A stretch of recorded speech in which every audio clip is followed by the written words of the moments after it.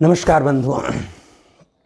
आज अपने इस लाइव कार्यक्रम में मैं आप सबसे पहले यह निवेदन किया था कि रविन्द्रनाथ ठाकुर के विषय में आप सबसे कुछ विस्तृत चर्चा करूंगा, क्योंकि रविन्द्रनाथ ठाकुर जी के विषय में, उनके साहित्य को लेकर, उनके बांग्ला साहित्य को लेकर, उनके बांग्ला साहित्य का अंग्रेजी में, हिंदी में और दुनिया की अन्य भाषाओं में किए गए रूपांतरण या अनुवाद को लेकर तो बहुत सी बातें होती हैं और लोगों ने लेखन कार्य भी किया है।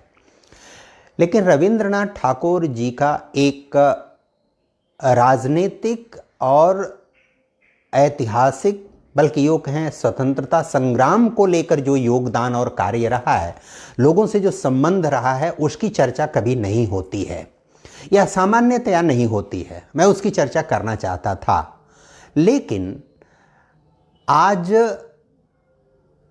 कल से लेकर कल भगवान बुद्ध के विषय में जो मैंने आप सबसे चर्चा किया, निवेदन किया, उनके विचार और उपदेश को लेकर, तब से लेकर अब तक मेरे पास अनेक प्रश्न, मेरे मित्रों के, मेरे अग्रजों के, मेरे आदरणीय लोगों के, मेरे पुत्रवत विद्यार्थियों के अनेक प्रश्न मेरे पास आए और उन प्रश्नों को लेकर मुझे लगा कि पहले मुझे उन प्रश्नों के समाधान के विषय में आप सबसे निवेदन करना अधिक आवश्यक है, और कल हम उस विषय में और चर्चा, भगवान रविन्द्रनाथ ठाकुर के विषय में कल अलग से पुनः चर्चा करेंगे।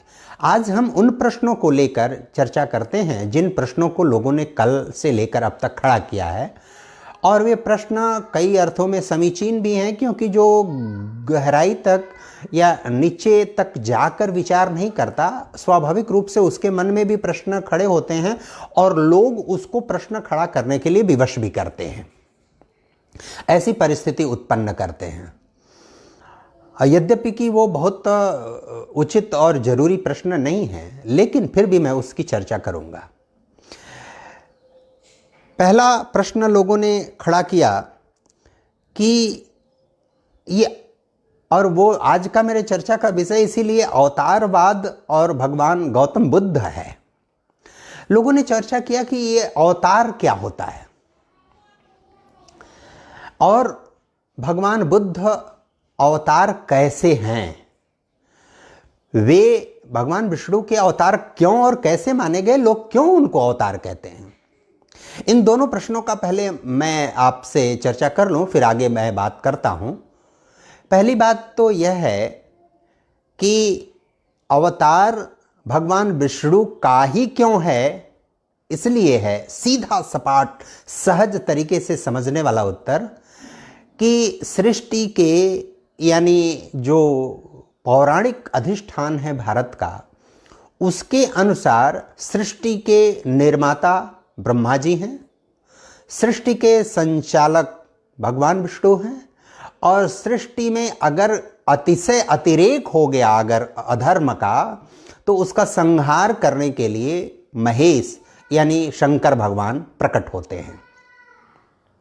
अब जो संचालन करता है वही इस बात का निगरानी करता है कि अच्छा क्या हो रहा है, बुरा क्या हो रहा है, मेरा हस्तक्षेप कब आवश्यक है, कब आवश्यक नहीं है, मुझे वहां जाना चाहिए, नहीं जाना चाहिए, मुझे उनसे बात करना चाहिए या नहीं बात करना चाहिए। तो उसी के आने की, उसी के पहुंचने की, उसी के जाने की आवश्यकता महसूस होती है। इसलिए जब भी अवतार हुआ है तो सृष्टि के संचालक देव, अधिष्ठाता भगवान विष्णु का ही अवतार हुआ है। एक बात। दूसरी बात, अवतार का आशय यह है कि वह जो अलौकिक सत्ता है, पारलौकिक सत्ता है, उस अलौकिक और पारलौकिक सत्ता का लौकिक जगत में प्रवेश होता है तो वह उसका अवतार माना जाता है। भगवान विष्णु जब क्षीर सागर में सैया पर लेटे हुए हैं, शेषनाग पर लेटे हुए हैं, माता जी उनका पैर दबा रही हैं, अन्य सारे घटनाक्रम घटित हो रहे हैं, वह उनका पारलौकिक स्वरूप है। लेकिन उनका लौकिक स्वरूप है भगवान राम, उनका लौकिक स्वरूप है भगवान श्री कृष्ण, उनका लौकिक स्वरूप है भगवान परशुराम। उनके जितने भी रूप हैं वे उनके लौकिक स्वरूप हैं, और वो लोक में आकर लोगों को ये बताने की चेष्टा करते हैं कि आदर्श स्थिति क्या है, अच्छाई क्या है, बुराई क्या है, अस्तित्व क्या है, अस्तित्व क्या है, नैतिकता क्या है, अधर्म क्या है, धर्म क्या है, संबंध क्या है, संबंधों का मूल्य क्या है। वो लोक में रहकर उस भाव को प्रकट करते हैं, और जो उन पर विश्वास करता है, उनके बात पर विश्वास करता है, उनके कार्य और आचरण पर विश्वास करता है, वह उनके अलौकिक मूल्य और महत्व को समझ पाता है, जान पाता है। जैसे विभीषण उनके अलौकिक महत्व को समझ सकते थे, यहां तक कि रावण भी उनके अलौकिक महत्व को समझ सकता था, लेकिन उसी अलौकिकता की समझ के कारण वह उनसे मुक्ति चाहता था। हनुमान उनके अलौकिक महत्व को समझ सकते थे लोक में, लक्ष्मण उनके अलौकिक महत्व को समझ सकते थे लोक में, सुमंत समझ सकते थे उनके अलौकिक महत्व को लोक में, महाराज सुग्रीव समझ सकते थे उनके अलौकिक महत्व को लोक में, अंगद समझ सकते थे, जामुन समझ सकते थे उनके अलौकिक महत्व को लोक में। इसलिए अलौकिक या पारलौकिक सत्ता जब लोक में आती है और लोक में अपने मूल्य को स्थापित करने की चेष्टा करती है, प्रयत्न करती है, स्थापना करती ही है, तब वह उसका अवतार कहा जाता है। अर्थात लोक में आया हुआ अलौकिक तत्व लोक का विषय वस्तु होता है, और इसलिए उस लोक के विषय वस्तु का एक इतिहास भी होता है। क्योंकि वो लोक का विषय जब बनता है तो उसके हम इतिहास की भी चर्चा, उसके भूगोल की भी हम चर्चा, उसके संस्कृति और सभ्यता की भी चर्चा करते हैं, उसके जीवन मूल्य की चर्चा करते हैं, उसके संबंधों के मूल्य की भी चर्चा करते हैं। जो ये समझते हैं कि अवतार का अर्थ केवल पारलौकिक व्यवस्था है, ऐसा नहीं है। अवतार का अर्थ उसका लोक में प्रस्फुटन, लोक में आना, लोक के व्यवहार में अपने आप को स्थापित करके आदर्श स्थिति बताना, यह अवतार है। और इस अर्थ में अवतार हम हर उस एक को कह सकते हैं जो श्रेष्ठ जीवन मूल्य, प्रकृति के अनुसार आचरण, जीव तत्व पदार्थ के मूल्य को समझने वाला आचरण, धर्म की स्थापना करने वाला आचरण जो भी करता है, वेगों, संवेगों, मनोवेगों और मनुष्य के व्यवहार को लोक में जो स्थापित करता है, बताता है, उस प्रत्येक को आप अवतार कहने के अधिकारी हैं, और कहना ही चाहिए। क्योंकि ये जो श्रेष्ठ मानवीय वेग और मनोवेग हैं लौकिक जगत के, वे श्रेष्ठ मानवीय वेग और मनोवेग जो अवतार लेता है, जिसके अंदर, जिसके ऊपर उस अलौकिक सत्ता की कृपा होती है, उस अलौकिक सत्ता का अधिकतम अंश जिसमें होता है, वह अवतार कहलाने का अधिकारी है। और इसीलिए शास्त्रों में मान्यता के अनुसार कहीं 8 अवतार, कहीं 10 अवतार, कहीं 18 अवतार, कहीं 24 अवतार की चर्चा की गई है। हमारी अवतारों की मान्यता का द्विगुणित चतुर्गुणित होने को हमको शुभ संकेत मानना चाहिए। कहना ना होगा, यदि हम कहें तो अतिशयोक्ति भी नहीं होगी। हमारे ऐतिहासिक जीवन में अभी 100, 200, 300 वर्षों की चर्चा आप कर लीजिए। मैं महात्मा गांधी जी के व्यवहार और कार्य के बहुत सारे पक्षों से असहमति मेरी है। मैं बहुत सारी बातों से उनको कतई सहमत नहीं हूं। महात्मा गांधी के साहित्य के गहनतम बिंदु तक मैंने जाने का यत्न भी किया है। अब महात्मा गांधी में धैर्य की जो क्षमता है, साहस का जो अतिरेक बिंदु है, महात्मा गांधी में सत्य के पालन का जो आदर्श है, महात्मा गांधी में भ्रातृत्व भाव का जो प्रस्फुटन है, महात्मा गांधी में सहन शक्ति का जो उच्च बिंदु है, महात्मा गांधी में मानवीय गुणों के जो अब अधिकतम स्वरूप दिखाई पड़ते हैं, त्याग का जो भाव है उनके अंदर, जिसको गौतम बुद्ध पारमिताओं में विस्तृत चर्चा करते हैं, अष्टांगिक मार्ग में उसकी चर्चा करते हैं, यह वे सारी और इनसे जुड़कर और बहुत सारे तत्व और बहुत सारी विशेषताएं मिलकर किसी के मूल्य को लोक में स्थापित करने के कारण बनते हैं। और इन्हीं कारणों से आप राम को राम कहते हैं, इन्हीं कारणों से आप भगवान कृष्ण को भगवान कृष्ण कहते हैं, इन्हीं कारणों से आप माता जगदम्बा कहते हैं। किसको? सीता माता को। हम सीताराम का जप क्यों करते हैं? क्योंकि उनके लोक के स्वरूप को हमने अंगीकार कर लिया, स्वीकार कर लिया। बहुत सारे लोगों के लिए बहुत सारे आदर्श महापुरुष उनके श्रेष्ठ और उच्चतम गुण प्रभावित करने वाले होते हैं, जिनको हम अवतार के रूप में स्वीकार करते हैं। अवतार का अर्थ है वो श्रेष्ठतम गुण, आचरण, विवेक, बुद्धि, प्रज्ञा, चक्षु की समझ, जो सामान्य मानवीय गलतियों, भूलों, बुराइयों से मुक्त होकर कार्य और व्यवहार करते हैं। इसलिए अवतार को लेकर अगर किसी के मन में कोई कुंठा है, कोई अपढ़ पने की जो समझ है, उस समझ को निकाल कर इसको समझने की जरूरत है। अवतार लोकोत्तर व्यवहार नहीं है, लोक का व्यवहार है अवतार। किसका? लोकोत्तर तत्व का, उस अलौकिक लोकोत्तर सत्ता का लौकिक प्रस्फुटन है अवतार। इस बात को जो नहीं समझता वो सीधे से कह सकता है या कहता है कि गौतम बुद्ध को जानबूझकर अवतार कह दिया गया। भगवान बुद्ध के अंदर त्याग का जो भाव है, सहिष्णुता का जो भाव है, प्रेम का जो भाव है, अहिंसा का जो भाव है, मादकता से दूर रहने का जो भाव है, चोरी न करने का जो भाव है, व्याभिचार से मुक्ति का जो भाव है, क्या उनको उस श्रेष्ठ मान बिंदु की तरफ नहीं ले जाता?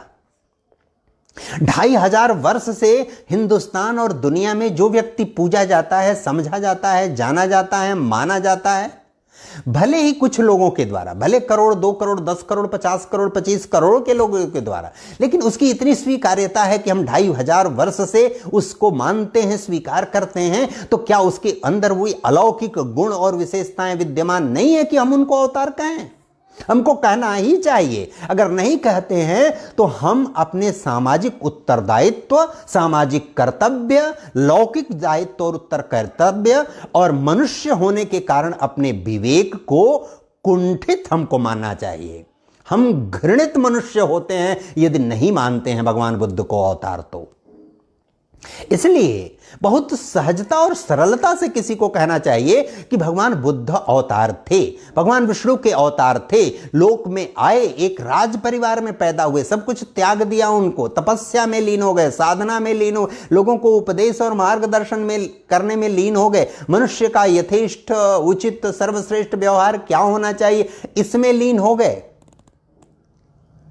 इसलिए इस तरह की जो बात करते हैं और कहते हैं कि वो इतिहास पुरुष हमेशा जिसके अंदर अवतारी पुरुष के अंश होते हैं वही इतिहास पुरुष बनता है। हर कोई महात्मा गांधी नहीं बनता, हर कोई वीर सावरकर नहीं बनता, हर कोई हेडगेवार नहीं बनता, हर कोई भीमराव अंबेडकर नहीं बनता, हर कोई बाल गंगाधर तिलक नहीं बनता, हर कोई मदन मोहन मालवीय नहीं बनता, हर कोई गोपाल कृष्ण गोखले नहीं बनता। इस बात को हमको बहुत ठीक से समझने और जानने की आवश्यकता है। यदि हम इस बात को, हर कोई अब्दुल कलाम आजाद नहीं बनता, इसलिए उसके अंदर हम ये नहीं कहते कि सभी और सब कुछ, सारे गुण भगवान विष्णु के या लोकोत्तर सत्ता के सारे गुण अवतार में विद्यमान हो। यह कभी होता ही नहीं, ऐसा संभव ही नहीं है, क्योंकि राम भी विष्णु के अवतार थे, उनकी जो विशेषताएं रामचंद्र जी में लोक में आकर थीं, भगवान श्री कृष्ण भी वही विशेषताओं को लेकर लोक में नहीं आए। भगवान परशुराम हूबहू उसी विशेषताओं को लेकर नहीं आए।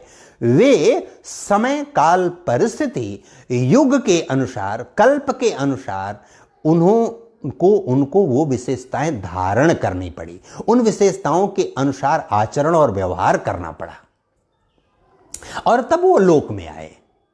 क्योंकि जो लोकोत्तर सत्ता है, उस लोकोत्तर सत्ता के विशेषताओं का एक विस्तीर्ण आभामंडल है, एक व्यापक फलक है, और उस व्यापक फलक में से आवश्यकता और सुविधानुसार वो अपने अंश को, वो अपने संदेशवाहक को या अपने अवतार को यहां भेजता है, प्रस्फुटित करता है।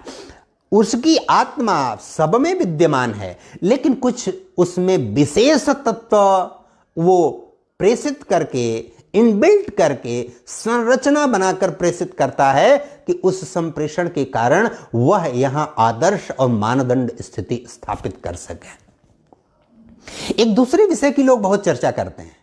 वो चर्चा करते हैं कि भगवान बुद्ध के पहले भारत के सभ्यता और संस्कृति, उपदेश, मार्गदर्शन दुनिया में कहीं गई नहीं। इस परम मूर्खता को हम शंभुनाथ सिंह जी के भाषा में ही कहें तो इस परम अवस्था को, इस कुंठा का कोई इलाज नहीं है। ऐसे व्यक्ति को पढ़ने, जानने, समझने और दुनिया को देखने की आवश्यकता है। उसको ये जानने समझने की आवश्यकता है कि कैसे दुनिया किस स्तर पर कहां जा रही है, कैसे दुनिया हमको किस रूप में एक उदाहरण मैं बताता हूं। दक्षिणी और दक्षिणी पूर्वी एशिया के सांस्कृतिक दूत थे फिलिप गोल्डबर्ग। इसकी बार बार मैं चर्चा करता हूं। वो 2012 में अमेरिकन वेदा नाम से एक पुस्तक उन्होंने लिखा। 2013 में एक बार उनसे हमारी भेंट हुई। सामान्य चर्चा में मैंने विस्तार से भारत की सभ्यता, संस्कृति, दर्शन के विषय में उनसे चर्चा वार्ता किया। उन्होंने कहा कि आप ये सारी चीज़ें कहाँ से और कैसे जानते हैं। हमने कहा सर ये मुझे नहीं पता कि मैं कहाँ से जानता हूँ, लेकिन जो जानता था उसकी चर्चा मैंने आपसे किया। उन्होंने कहा आप अमेरिका के बारे में क्या जानते हैं। मैंने कहा एमर्सन और वीटल के बारे में मैं जानता हूँ। उन्होंने कहा एमर्सन के बारे में क्या जानते हैं। हमने कहा दुनिया के लोग कहते हैं कि एमर्सन अमेरिका के प्लेटो थे। उन्होंने कहा मैं आपसे सहमत नहीं हूं। हमने कहा तो। उन्होंने कहा एमर्सन अमेरिका के शंकराचार्य थे। दुनिया का यह भाव भारत के संदर्भ में है, और भारतीयों का यह भाव जो सवाल खड़ा करते हैं कि गौतम बुद्ध के पहले यहां का कुछ दुनिया में नहीं गया, क्योंकि अवतार उसके पहले भी हुए हैं। और ये कलयुग के अवतारों की हम चर्चा नहीं, उसके पहले की चर्चा भी करते हैं। आप सूरीनाम चले जाइए, गयाना चले जाइए, घाना चले जाइए, ईस्ट इंडीज के देशों में चले जाइए, वेस्ट इंडीज के देशों में चले जाइए, अफ्रीका चले जाइए, अफ्रीका के दक्षिणी भाग में चले जाइए, भूमध्य रेखा के साहेल अफ्रीका में चले जाइए, उत्तरी अफ्रीका में सोमालिया, इथियोपिया, मोल्डोविया चले जाइए, आप ऑस्ट्रेलिया के जो वर्तमान न्यू साउथ वेल्स और विक्टोरिया है वहां चले जाइए, दक्षिणी ऑस्ट्रेलिया, उत्तरी ऑस्ट्रेलिया, पश्चिमी ऑस्ट्रेलिया चले जाइए जहां हिंदुस्तानी मूल के बहुत सारे लोग रहते हैं, न्यूजीलैंड चले जाइए, इंडोनेशिया चले जाइए, मलेशिया चले जाइए, जकार्ता चले जाइए, सिंगापुर चले जाइए, चीन, श्रीलंका चले जाइए। इन सभी स्थानों पर रामायण की रामलीलाएं घटित होती हैं। लोग करते हैं, किस आधार पर करते हैं? भारत की सभ्यता, संस्कृति जिस मूर्खता बस, अज्ञानता बस, अदूरदर्शिता बस लोग इसकी चर्चा करते हैं कि गौतम बुद्ध, भगवान बुद्ध के पहले यहाँ के उपदेश और मार्ग भारत के बाहर नहीं गए। वो भारत को समझते क्या है, भारत को जानते क्या है, भारत की सभ्यता संस्कृति से कितनी परिचित हैं वो भारत को मैकमोहन रेखा से लेकर और दक्षिण में कन्याकुमारी तक भारत को समझते हैं। उनको यह पता है कि छत्तीसगढ़ में जो जनजातियां रहती हैं, झारखंड में जो जनजातियां रहती हैं, उनकी सभ्यता, संस्कृति, रीति रिवाज, कर्मकांड तिब्बत में पाए जाने वाले, चीन में पाए जाने वाले जनजातीय समूहों की विशेषताओं और संस्कृतियों से मेल खाती हैं। क्यों मेल खाती हैं? कोई कह देगा कि नहीं वहां से यहां आया हुआ है। इस मूर्खता का एक बहुत अकाट्य उत्तर यह है कि यह ऐसा नहीं है, कि क्योंकि दुनिया के सारे सिद्धांतों ने यह प्रमाणित कर दिया है कि भारत की भूमि, जो दक्षिण का प्रायद्वीपीय पठारी क्षेत्र है, जिसको हम गोंडवाना लैंड कहते हैं, यह जमीन, यह भूमि दुनिया में सर्वाधिक प्राचीन भूमि है। अंगारा लैंड यानी हिमालय के उत्तर का जितना क्षेत्र है वह इससे काफी नवीन भूमि है, उसका कालखंड बहुत कम है, यह बहुत प्राचीन भूमि है। सभ्यता और संस्कृति का विकास यहां बहुत पहले हुआ, हजारों हजार साल पहले, लाखों वर्ष पहले यहां सभ्यता संस्कृति के जीव और उसके उच्च बिंदु और सूत्र मिलने शुरू हो गए थे। जो कुछ गया है यहां से गया। पामीर की गांठ से लेकर नंगा पर्वत से लेकर नमछा बरवा तक आप जाइए, सभ्यता संस्कृतियों का पूरा छिद्रान्वेषण करिए, उसकी तह में, उसकी गहराई में जाइए तो आपको पता चलेगा। ये सारी बातें मैं नहीं कह रहा हूं, दुनिया के वैज्ञानिकों ने इसको सिद्ध करके हिंदुस्तान को नहीं बताया है। और हिंदुस्तान में उन मूर्खों, उन अज्ञानियों, उन अदूरदर्शियों को यह समझ और विवेक पैदा नहीं हुआ और कहते हैं कि मैं बड़ा पढ़ा लिखा, योग्य और काबिल व्यक्ति हूं।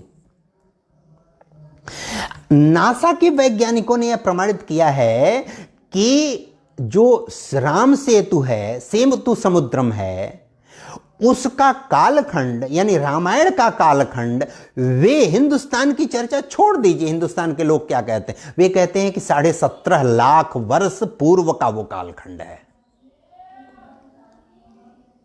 आप हिंदुस्तानियों की बात नहीं मानते, हिंदुस्तान के शोध रिसर्च ऋषियों मुनियों की बात नहीं मानते, उसकी बात तो मानते हैं।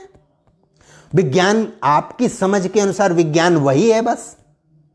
माइक्रोकांड्रियल डीएनए टेस्ट ये बताता है कि हिंदुस्तान में जो उत्तर के आर्य हैं और दक्षिण के द्रविड़ हैं, उनकी जीन संरचना एक है।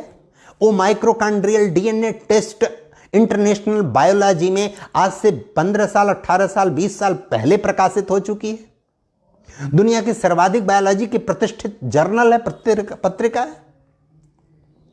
आप भारत की विशेषताओं को समझने और जानने की चेष्टा क्यों नहीं करते? इसलिए इस बात को ठीक से समझना चाहिए कि अवतार क्यों भगवान विष्णु का ही होता है, अवतार का अर्थ क्या होता है। अवतार का अर्थ लोकोत्तर सत्ता का लौकिक प्रस्फुटन है। फिर यह जानना चाहिए कि गौतम बुद्ध अवतारी पुरुष थे। फिर यह जानना चाहिए कि अवतारों की संख्या किसी सीमा रेखा में बांधी नहीं जा सकती। यह समय काल परिस्थिति, लोक के समय काल परिस्थिति और प्रकृति के उस सूक्ष्म तत्व से उसके अंतर संबंध के कारण यह तय होगा कि कितने अवतार होंगे। भगवान बुद्ध से पहले भारत की सभ्यता, संस्कृति, यहां के उपदेश, यहां के मार्गदर्शक संकेत, यहां की सारी चीजें दुनिया को पता थी, दुनिया जानती है, दुनिया समझती है। इसलिए हम इस बात को समझें, जानें, गहराई में जाएं। पूर्वाग्रह के कारण भारत और भारतीयता को लेकर, भगवान बुद्ध को लेकर, यहाँ की श्रेष्ठ संत परंपरा को लेकर, ऋषियों मुनियों की परंपरा को लेकर, श्रेष्ठ व्यक्तित्वों की परंपरा को लेकर, मर्यादा के अधिष्ठान को लेकर, मर्यादा पुरुषोत्तमों को लेकर, मर्यादा पुरुषोत्तमों में कह रहा हूं, बहुवचन में मैं प्रयोग कर रहा हूं, को लेकर किसी भी प्रकार की भ्रांति, किसी प्रकार की कपट, किसी भी प्रकार के छल छद्म और किसी भी प्रकार की गलत बातों का जो प्रचार करता है, जो बताता है, जो उसका दुष्प्रचार करता है, भ्रांति उत्पन्न करता है, उनसे सचेत और सावधान, सतर्क रहने की आवश्यकता है। वो भारत पर एक ऐसी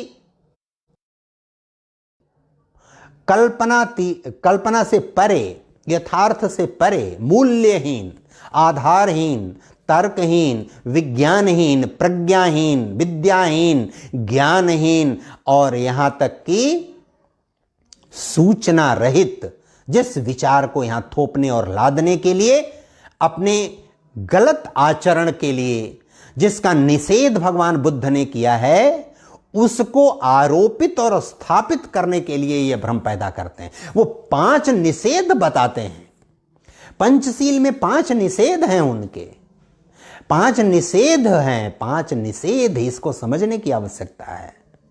हम व्याभिचार कतई नहीं करेंगे, हम झूठ कतई नहीं बोलेंगे, हम सत्य करेंगे, हम मादकता का सेवन नहीं करेंगे, हमारे मन बुद्धि आत्मा और शरीर पर नियंत्रण रहेगा, ऐसा हम व्यवहार एवं आचरण करेंगे। 5 निषेध उन्होंने बताया, और वो निषेध व्यक्ति को किस दिशा में ले जाते हैं, और जो गौतम बुद्ध को कटघरे में खड़ा करते हैं, कहते हैं वो अवतारी पुरुष नहीं, उनकी श्रेष्ठता पर ही प्रश्न चिन्ह लगाते हैं। होने का अर्थ है, किसी को अवतार कहने का अर्थ है उसके मूल्य की, उसकी मर्यादा की, उसकी श्रेष्ठता की हम स्थापना कर रहे हैं, स्वीकार कर रहे हैं, मान रहे हैं, उनके पद चिन्हों पर चलने का प्रयत्न कर रहे हैं। बंधुओं, अवतारवाद और गौतम बुद्ध पर बात करने के लिए बहुत लंबे समय की आवश्यकता है, लेकिन संक्षेप में मुझे लगता है कि मैं अपनी बात आप सबसे को प्रेषित कर पाने में सफल रहा हूं। और रविन्द्रनाथ ठाकुर के विषय में कल मैं इसी स्थान पर अपने इसी फेसबुक आईडी एकात्म मानव दर्शन पर आप सबसे चर्चा करूंगा, क्योंकि मैं चर्चा करने के लिए बहुत उत्सुक हूं। यह विषय मुझे बहुत ज़्यादा प्रेरित किया कि मैं आज ही इसकी चर्चा कर लूं, उसी कड़ी में, उसी श्रृंखला में। कल उसकी मैं चर्चा करूंगा। और मेरे लाइव प्रसारण और मेरे YouTube पर बहुत सारे वीडियो उपलब्ध हैं। कौस्तुभ नारायण मिश्र आप सर्च करेंगे, आपको उपलब्ध होगा YouTube पर, वहां आप सब्सक्राइब कर सकते हैं। उसकी सूचना मेरे से संबंधित वीडियो को आपको प्राप्त तो होगी। इतना निवेदन करते हुए अवतारवाद और गौतम बुद्ध के विषय में मैं अपनी बात पूर्ण करता हूं। बहुत बहुत धन्यवाद। नमस्कार।